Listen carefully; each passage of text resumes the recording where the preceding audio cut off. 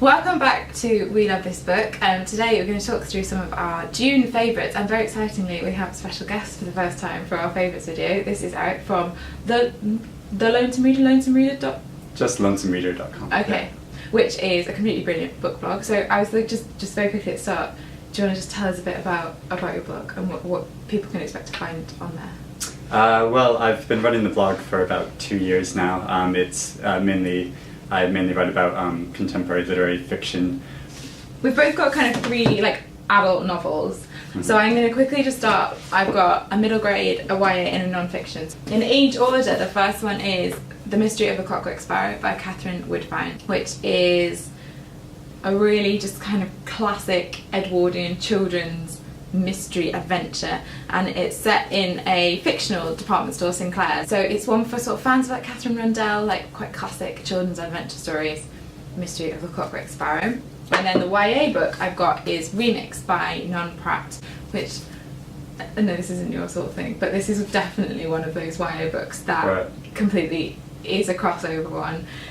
It's about two friends who go to a music festival, and it completely just takes you back to those kind of heady teenage days straight after you finished your exams, and you have really intense friendships, and it swaps between the two voices of the two friends as they go to this music festival. It's set over just the weekend of the music festival, and I loved Non's debut, which was called Trouble, which is on our YA book prize shortlist, and this one is as good if not better. The non-fiction book we've got is The Four-Dimensional Human by Laurence, which is about in this one, the fourth dimension is the digital dimension. So it's an exploration of kind of how he believes that our kind of everyday digital kind of interactions fundamentally kind of rewiring the human kind of brain and how that affects our lives. Right, so on to novels. So we've got 3 each. Actually, do you know what? We should start with this one because we've snuck in one that I'm being a bit naughty. Came out in May, but right at the end of May. But I love this novel, Mrs. Engels, so much.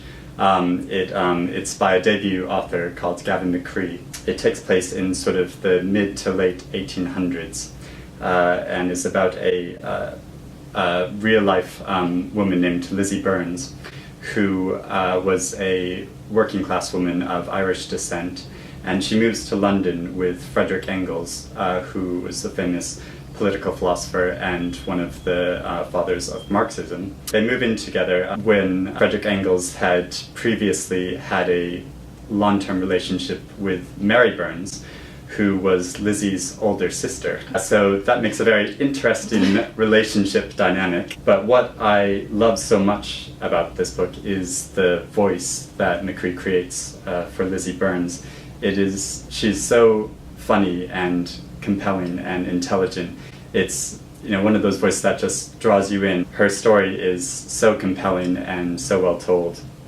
And it's a great cover as well. Yeah, it has a woman riding a zebra on the cover. I'm going to go with this one. So this is the new Judy Blume, which is called In the Unlikely Event, and this is her first adult novel in 16 years. Wow. This one is actually inspired by events that really happened in Judy Blume's sort of childhood. So when she was younger, there was 3 plane crashes in her hometown across a couple of months. That's the only real thing though. It's not about her or her family, but it's inspired by this event that's set in the town that she grew up in Elizabeth. It's basically got everything that Judy Blume is good at in it. So it's got these amazing, warm, engaging characters. It's actually got loads and loads of characters in it. It's a really big cast, and we get to hear from lots of different perspectives in them.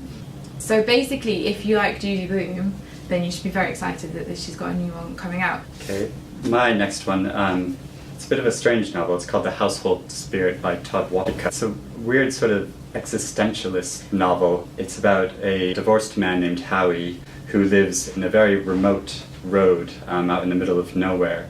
He does have one neighbor named Emily, but he's never really interacted with her, even though she lives right next door, until a series of dramatic events bring them together. It's quite often a very funny novel, but it's also very much about isolation and solitude and the degree to which we empathize with other people or the degree to which we don't empathize with other people. It's a really interesting novel written in a style I haven't really come across before. Okay. Right, my next one, now this is not I believe the cover image is the same, but this is a tatty one because it's in my handbag and it's a proof.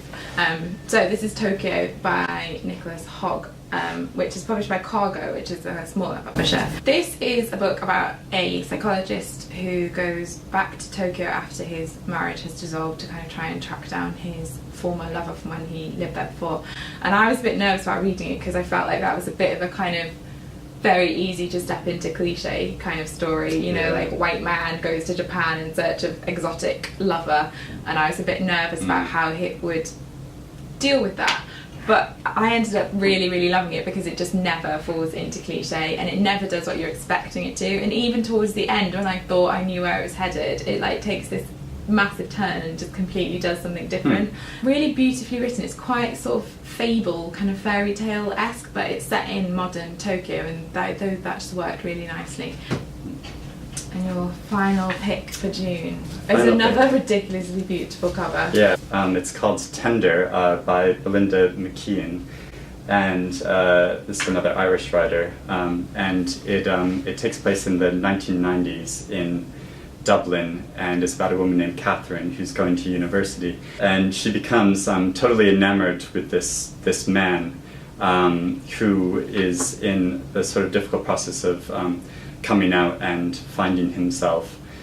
They have a tumultuous relationship through which she sort of discovers who she is as well.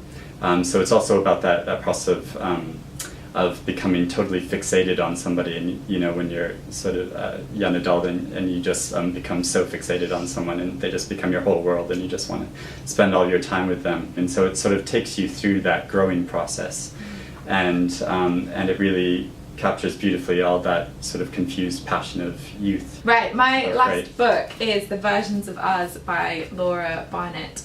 And I've been describing this as like Sliding Doors meets One Day, the book. Okay. So it's about Eva and Jim who meet at Cambridge University in 1958.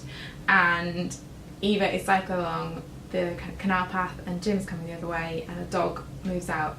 And basically we get 3 different versions of their lives based on what happened at that point. Part of the reason I was so impressed with this is because we switch between the 3 strands continuously, and she does it very, very deftly and gracefully, and you don't sort of feel confused as to which stream you're in, because obviously there's a lot of similarities. And then when you start kind of getting kids or other people involved, I was impressed at how clear the 3 strands were despite the similarities. And it's just written in that very like David Nicholsy One Day kind of way, in the sense that it's really intelligently written, but it's just a really readable, moving human story. Right, so those are our favourites for June. Have you read any of mine? I haven't, no, but yeah, I'm very intrigued by the Judy Blume and Versions of Us. I think sounds really interesting too. We have, as with last month, got all of these books to give away. So I think this month we've got literally all of them. To enter, we need you to comment either underneath the YouTube video, or if you're watching this on welovethisbook.com, you can comment on the discuss comments under that. We'll check both of them. So let us know which book you would like to win and why. And please remember to include your Twitter handle so that we can get hold of you if you win. So thank you so much to Eric for coming in and sharing your favourites. We'll put a link to your blog in the description. Thank you. Thanks for having me.